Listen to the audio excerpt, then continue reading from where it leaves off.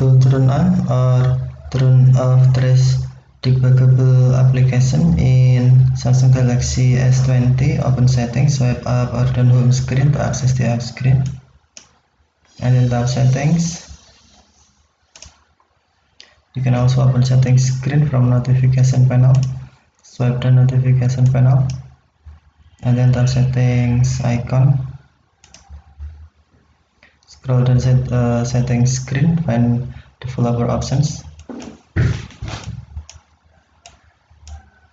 and then tap developer options.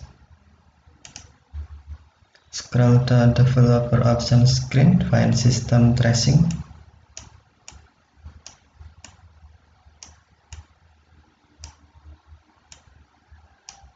and then tap system tracing.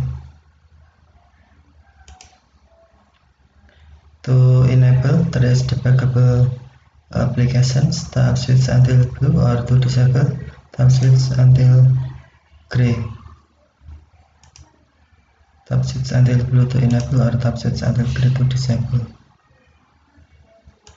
Okay, thank you for watching. Have a nice day.